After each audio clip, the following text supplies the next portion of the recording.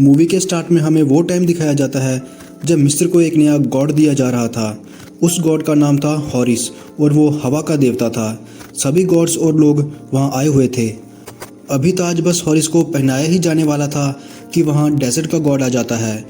उस गॉड का नाम सेट था और वो साथ ही साथ हॉरिस का अंकल भी था। वो अपने नेफ्यू यानी कि हॉरिस को एक गिफ्ट देता है। वो गिफ्ट एक हॉर्न था। सेट हॉरिस को वो हॉर्न बजाने के लिए कहता है। हॉरिस उस हॉर्न को बजाता है और उस हॉर्न के बजते ही वहाँ सेट की पूरी आर्मी आ जाती है। इससे पहले कि वो सब कुछ समझ पाते, सेट हॉरिस के फादर को चाकू मारकर जान से मार डालता है, यानी कि सेट अपने भाई को ही मार डालता है। फिर सेट सबके सामने ऐलान करता है कि अगर कोई मेरे आगे नहीं झुका तो उसे मार दिया जाएगा।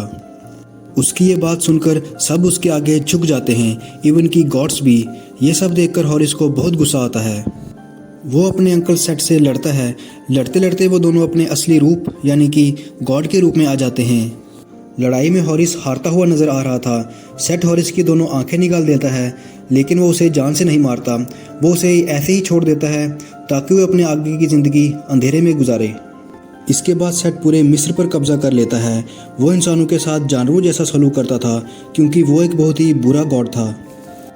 फिर मिस्र की सिटी में हमें एक लड़का दिखाया जाता है जिसका नाम बेक होता है। बेक की एक बचपन की दोस्त भी होती है। वो दोनों एक दूसरे को बहुत पसंद भी करते थे। बेक की वो दोस्त एक डिज़ाइनर की गुलाम होती है। बेक की दोस्त को लगता था कि गॉड हॉरिस उनकी हेल्प कर सकता है और एक वही है जो इन लोगों को गुलामी की ज़िंदगी से फ्री कर सकता है। इसीलिए वो दोनों एक प्लान बनाते हैं। बेक की दोस्त को उस जगह के बारे में पता था जहां सेट ने सारे खजाने और सारा कीमती सामान रखा हुआ था। उसी खजाने के बीच ही सेट ने हॉरिस की आंख भी रखी हुई थी। यहाँ पर बेक की दोस्त उसे सारी बात समझा देती है कि वहाँ सेट की आर्मी भी होगी। तुम उन सब से बचकर अंदर जाना और हॉरिस की आंख ले आना। फिर वो हॉरिस को उसकी आंख लौटा देंगे और हॉरिस उनके बदले उनकी हेल्प करेगा। बेक ऐसा ही करता है। वो सबसे बचता हुआ खजाने वाली जगह पर पहुंच जाता है। वहाँ जगह जगह पर ट्रैप्स लगे हुए थे ताकि कोई भी वहाँ से चोरी ना कर सके। बेक उन ट्रैप से बचता हुआ हॉरिस की एक आंख लेने में कामयाब हो जाता है। वो आंख लेकर वापस से अपनी दोस्त के पास आ जाता है, लेकिन सेट के सोल्जर्स उन दोनों को चारों ओर से घेर लेते हैं क्योंकि उस लड़की के मालिक यानी कि उस डिज़ाइनर को पता चल जाता है कि बेक ने सेट के खजाने से कुछ चोरी किया है। बेक बड़ी समझदारी से उसे कहता है कि मैंने एक सोने का लॉकेट चुराया है और वो उसे वापस दे देता है। बेक उसे आंख के बारे में कुछ भी नहीं बताता। फिर उन दोनों को मारने का हुक्म दे दिया जाता है। सोल्जर्स उन दोनों को पकड़ने के लिए आगे बढ़ते हैं कि तभी बेक हॉरिस की आंख निकाल देता है जिसकी लाइट काफ़ी तेज़ होती है, जिससे वो सारे सोल्जर्स कुछ टाइम के लिए अंधे हो जाते हैं। बेक इस बात का फ़ायदा उठाकर अपनी दोस्त के साथ वहाँ से भाग जाता है, लेकिन वो डिज़ाइनर बेक की दोस्त को एरो मार देता है जिससे कि वो इंजर्ड हो जाती है। फिर बेक जल्दी से उस मंदिर में जाता है जहाँ गॉड हॉरिस रहता था। अंदर जाकर बेक हॉरिस को बुलाता है, यह कहकर कि मेरे पास तुम्हारी एक आंख है। ये सुनकर हॉरिस उससे अपनी आंख मांगता है। आंख देने के बदले बेक उसके सामने एक शर्त रखता है कि मैं तुम्हारी आंख तुम्हें लौटा दूंगा, लेकिन इसके बदले तुम्हें मेरी एक मदद करनी होगी। ये बात सुनकर हॉरिस को गुस्सा आ जाता है कि ये एक मामूली सा इंसान होकर मेरे सामने शर्त रख रहा है। इसी वजह से हॉरिस बेक पर अटैक कर देता है, पर बेक उससे बच जाता है। पर हॉरिस को तो अपनी आंख वापस लेनी थी, इसलिए वो बेक की बात मान लेता है। फिर बेक अपनी दोस्त को हॉरिस के पास लाता है और उसकी मदद करने के लिए बोलता है। हॉरिस उस लड़की को बचाने की पूरी कोशिश करता है, पर वो उसे बचा नहीं पाता क्योंकि उसके पास अब गॉड्स वाली पावर नहीं थी। हॉरिस कहता है कि ये लड़की अब नहीं बच सकती। इतनी ही देर में वहाँ मौत का देवता भी आ जाता है। वो उस लड़की की सोल को उसकी बॉडी से अलग कर देता है। फिर वो उस लड़की से पूछता है कि तुम मुझे क्या दोगी। लड़की बोलती है कि मैं तो तुम्हें कुछ भी नहीं दे सकती क्योंकि मैं तो एक गुलाम हूँ। यानी यहाँ हमें ये दिखाया गया है कि मरने के बाद इंसान गॉड के देवता के साथ डील कर सकता है। यानी जो कोई भी कीमती सामान जैसे कि सोना चांदी मौत के देवता को देगा तो मौत का देवता उसे ज़िंदगी देकर दोबारा इस दुनिया में भेज देगा। लेकिन अब क्योंकि उस लड़की के पास कुछ भी नहीं होता, इसलिए मौत का देवता उस लड़की की सोल को अपने साथ ले जाता है। इस बात को देखकर बेक काफ़ी ज़्यादा दुखी हो जाता है। वो हॉरिस को उसकी आंख देने से भी मना कर देता है। लेकिन हॉरिस को गुस्सा आ जाता है और वो बैक को पकड़ लेता है। बैक अपनी जान बचाने के लिए हॉरिस को उसकी आंख दे देता है। हॉरिस को अपनी एक आंख मिल जाती है। अब वो बैक से अपनी दूसरी आंख मांगता है, जिस पर बैक कहता है कि मेरे पास तो आपकी बस एक ही आंख थी। वो बताता है कि आपकी दूसरी आंख सेट के पिरामिड में है और मैं वहाँ का सारा रास्ता जानता हूँ। हॉरिस भी बैक को एक बात बताता है कि तुम्हारी दोस्त की सोल अभी हमेशा के लिए नहीं गई। अगर मुझे मेरी दूसरी आंख भी मिल गई तो मेरी पावर्स वापस आ जाएंगी, यानी कि मैं फिर से गॉड बन जाऊंगा, जिससे मैं तुम्हारी दोस्त की सोल को वापस ले आऊँगा। फिर ये दोनों ये डील करते हैं कि बैक उसकी दूसरी आंख ला कर देगा और हॉरिस इसके बदले उसकी दोस्त को लौटा देगा। फिर वो उस लड़की की बॉडी को एक सेफ जगह पर रख देते हैं और अपने मिशन के लिए वहाँ से चल पड़ते हैं। वहीं सेट को भी ये बात पता चल जाती है कि हॉरिस की आंख उसके खजाने से चोरी हो गई है। वो अपनी आर्मी को ऑर्डर देता है कि हॉरिस को मार दो। हॉरिस बैक के साथ एक ऊंचे पहाड़ पर चढ़ रहा होता है। बैक पूछता है कि हम कहाँ जा रहे हैं। इस पर हॉरिस बोलता है कि मैं अपने ग्रैंडफादर से मदद मांगने जा रहा हूँ। इसके बाद वो बैक को अपने साथ लेकर उड़ता हुआ अपने ग्रैंडफादर के पास जाता है। हॉरिस के ग्रैंडफादर असल में सूरज के देवता थे। ये वो जगह थी जहाँ पर हर चीज़ पैदा होती है दुनिया की। फिर सूरज के देवता अपने असली रूप में आते हैं, अपना हथियार लेकर, क्योंकि वहाँ पर एक अंधेरे का शैतान था जो कि बहुत ही खतरनाक था। सन के गॉड उसका मुकाबला करते हैं और उसे भगा देते हैं। इस तरह से वो पूरी दुनिया को प्रोटेक्ट कर रहे थे।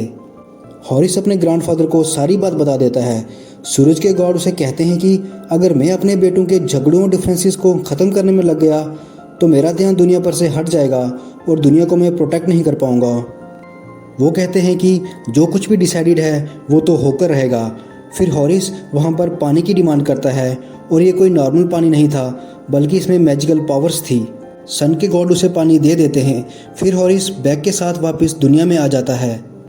वो लोग जंगल में होते हैं कि तभी उन पर सेट के सोल्जर्स अटैक कर देते हैं।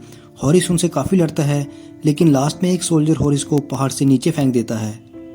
बैक भी उसके साथ नीचे कूद जाता है। नीचे पहुंचने से पहले ही हॉरिस अपना हथियार खोल देता है, जिससे वो दोनों बच जाते हैं। साथ ही हमें यह भी पता चलता है कि हॉरिस अपने साथ वो होली वाटर क्यों लाया था। हॉरिस का मानना था कि एक पिरामिड है जिसके अंदर आग लगी हुई है और उस पिरामिड की मदद से ही सेट को ताकत मिलती है। हॉरिस बोलता है कि उस होली वाटर की मदद से वो उस आग को बुझा देगा, जिससे सेट कमज़ोर हो जाएगा और वो उसे ईजिली हरा देगा। फिर हॉरिस बैक को बोलता है कि अब सेट अपने और भी खूंखार सिपाहियों को भेजेगा हमें मारने के लिए। फिर हमें दो औरतें दिखाई जाती हैं जिन्हें सेट ने भेजा था। वो दोनों औरतें बड़े बड़े सांपों की सवारी कर रही थी और वो हॉरिस को मारने के लिए आई हुई थी। इसके बाद हम सेट को देखते हैं जो कि गॉडेस ऑफ लव के पास आया होता है। हॉरिस और गॉडेस ऑफ लव एक दूसरे को काफ़ी पसंद करते थे, क्योंकि हॉरिस उसे मरे हुए लोगों की दुनिया से बचाकर लाया था।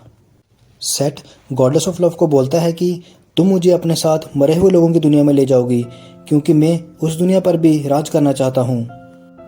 पर गॉडेस ऑफ लव उसे मना कर देती है। सेट उसके साथ ज़बरदस्ती करता है, पर गॉडेस ऑफ लव अपने हाथ से एक जादुई कंगन निकालती है, जिससे वो कुछ समय के लिए मरे हुए लोगों की दुनिया में पहुँच जाती है। फिर वो जल्दी से दोबारा वो कंगन पहन लेती है, जिससे वो वापस इस दुनिया में आ जाती है। दरअसल वो जादुई कंगन ही गॉडेस ऑफ लव को मरे हुए लोगों की दुनिया से बचाकर रखता था। वहीं हॉरिस और बैक एक काफ़ी पुराने मंदिर में आ जाते हैं, पर तभी वहाँ वो दोनों सेट की भेजी हुई औरतें भी आ जाती हैं। वो अपने बड़े बड़े सांपों के साथ उन पर हमला कर देती हैं। हॉरिस और बैक भागकर अपनी जान बचाते हैं। फिर वहाँ गॉडेस ऑफ लव आ जाती है, जो उन सांपों को हिप्नोटाइज कर देती है और वो सांप खुद को ही जलाकर मार डालते हैं। इसके बाद वो लोग एक पिरामिड में जाते हैं जहाँ हॉरिस की दूसरी आंख रखी हुई थी। वहाँ बैक कहता है कि मैं इस जगह के बारे में जानता हूँ और मैं अंदर जाकर हॉरिस की आंख ले आऊँगा। गॉडेस ऑफ लव कहती है कि अंदर एक मॉन्स्टर है जो कि तुमसे एक पहेली पूछेगा और अगर तुमने उस पहेली का आंसर नहीं दिया तो वो तुम्हें मार डालेगा। इसलिए वो लोग डिसाइड करते हैं कि वो गॉड ऑफ इंटेलिजेंस के पास जाएंगे, क्योंकि वो सबसे ज़्यादा समझदार हैं। वो लोग गॉड ऑफ इंटेलिजेंस को सारी बात बता देते हैं, लेकिन गॉड ऑफ इंटेलिजेंस उनके साथ जाने के लिए तैयार नहीं था। तभी बैक एक समझदारी वाला काम करता है। वो कहता है कि मैं उस मॉन्स्टर के सवाल का जवाब दूंगा। गॉड ऑफ इंटेलिजेंस बोलते हैं कि तुम उसके सवाल का जवाब नहीं दे पाओगे, वो तुम्हें मार डालेगा। बैक बोलता है कि जब वो मॉन्स्टर मुझे मार रहा होगा तब मैं उसे बताऊंगा कि गॉड ऑफ इंटेलिजेंस तुम्हारे सवाल से डरते हैं।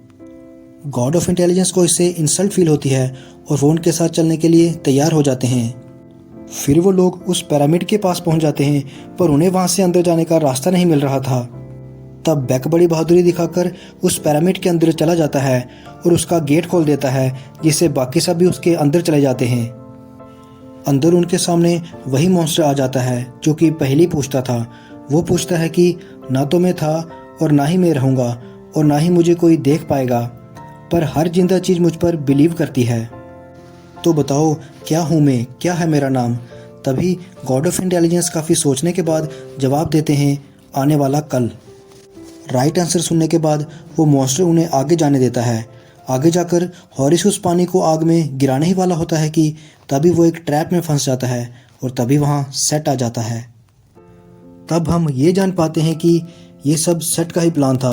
आते ही सेट गॉड ऑफ इंटेलिजेंस का दिमाग निकाल लेता है और कहता है कि मुझे इसकी बहुत ज़रूरत थी। तब बैक मौका देखकर उस हॉली वाटर को ले लेता है और वो सेट को धमकी देता है कि मैं इस पानी को आग में फेंक दूंगा। तब सेट बैक को उसकी गर्लफ्रेंड का नेकलेस दिखाता है और उसे भड़काता है कि हॉरिस ने तुम्हारा इस्तेमाल किया है, क्योंकि मरे हुए लोगों को कोई भी जिंदा नहीं कर सकता, और अगर तुमने ये हॉली वाटर आग में फेंका तो मैं तुम्हारी दोस्त की बॉडी को ख़त्म कर दूंगा। बैक अपनी दोस्त के खातिर वो पानी सेट को दे देता है और सेट वो पानी लेते ही फेंक देता है और वहाँ से चला जाता है। बाकी सब वहीं ट्रैप में फंसे रह जाते हैं। तभी वो पिरामिड भी गिरने लगता है, पर हॉरिस किसी तरह सबको बचा लेता है। सेट गॉड ऑफ इंटेलिजेंस का दिमाग अपने दिमाग में फिट करवा देता है और अपने फादर यानी कि सूरज के देवता के पास जाता है। वो उन पर अटैक करता है और उनका हथियार भी ले लेता है। वहीं दूसरी ओर बैक काफ़ी परेशान होता है, क्योंकि वो अपनी दोस्त को अब ठीक नहीं कर सकता था। तब गॉडेस ऑफ लव बैक की हेल्प करती हैं। वो मौत के गॉड को वहाँ बुलवाती हैं और उससे पूछती हैं कि मुर्दों के दुनिया में जाने की क्या कीमत लोगे, जिस पे मौत का गॉड कहता है कि वहाँ जाने की कीमत बहुत महंगी है। ये सुनकर गॉडेस ऑफ लव मौत के गॉड को अपना कंगन दिखाती हैं और पूछती हैं कि इससे भी बड़ी कोई कीमत होगी। हॉरिस उसे ऐसा करने से मना करता है, पर वो कंगन निकालकर बैक को दे देती है और खुद मुर्दों की दुनिया में चली जाती है। और इसके साथ साथ बैक भी अपनी दोस्त से मिलने के लिए चला जाता है, जहाँ पर बैक की दोस्त की सोल आखिरी गेट तक पहुँच गई थी। बैक की फ्रेंड तभी आगे जा सकती थी जब वो कोई कीमती सामान सोल्जर को देगी, पर वो कहती है कि मेरे पास तो कुछ भी नहीं है। लेकिन इतनी ही देर में बैक वो जादुई कंगन लेकर वहाँ आ जाता है। तभी हम देखते हैं कि अंधेरे का शैतान दुनिया पर हमला करने के लिए वहाँ आ गया है, क्योंकि उसे रोकने वाले सूरज के गॉड को तो सेट ने मार दिया था। तभी मौत के गॉड बैक को बोलते हैं कि जल्दी हॉरिस के पास जाओ, क्योंकि वही इस शैतान को रोक सकते हैं। बैक इस दुनिया में वापस आ जाता है और हॉरिस को सारी बात बता देता है। सेट के पास अब अपने फादर का वो हथियार था जो बहुत ही ज़्यादा पावरफुल था। तभी अंधेरे का शैतान भी दुनिया में आ जाता है, पर सेट उसे नहीं रोकता, वो उसे आने देता है। हॉरिस भी वहाँ आ जाता है और वो सेट से लड़ता है, पर सेट उस पर भारी पड़ता है। बैक भी हॉरिस की मदद करता है और वो दोनों मिलकर सेट की बॉडी से हॉरिस की आंख निकाल देते हैं। बैक हॉरिस की आंख उसकी तरफ फेंकता है, पर वो खुद नीचे गिरने लगता है। तब हॉरिस अपनी आंख की परवाह नहीं करता और वो बैक को बचाने लगता है। तब हम देखते हैं कि हॉरिस वापस से अपने गॉड वाले रूप में आ जाता है, यानी कि हॉरिस की पावर्स उसकी आंख में नहीं बल्कि इस बात में थी कि वो खुद गर्जी छोड़कर दूसरों की हेल्प करे। अब क्योंकि उसने ऐसा ही किया था, इसलिए उसे उसकी आंख और पावर्स मिल जाती हैं। हॉरिस फिर से सेट से लड़ने के लिए चले जाता है और इस बार वो उसे हरा देता है और उसे जान से मार डालता है। इसके बाद वो सूरज के गॉड के पास जाता है और उन्हें उनका हथियार वापस लौटा देता है, जिसकी मदद से सूरज के गॉड अंधेरे के शैतान को वापस उसकी दुनिया में भेज देते हैं। इसी बीच बैक की भी डेथ हो गई थी। अब क्योंकि हॉरिस अब गॉड बन गया था और उसे उसकी पावर्स भी मिल गई थी, तो वो अपनी पावर्स का यूज़ करके बैक और उसकी दोस्त को फिर से जिंदा कर देता है। इसके बाद हॉरिस मिस्र का गॉड बन जाता है और वो एक कानून बनाता है कि मरने के बाद अब सिर्फ वही इंसान पैदा किया जाएगा जिसने दुनिया में अच्छे काम किए होंगे, ना कि सोने चांदी के बदले। और अब हॉरिस मरे हुए लोगों की दुनिया में जाता है जहाँ से वो गॉड ऑफ लव को दोबारा लाएगा और इसी के साथ मूवी का एंड हो जाता है। Thanks for watching this explanation.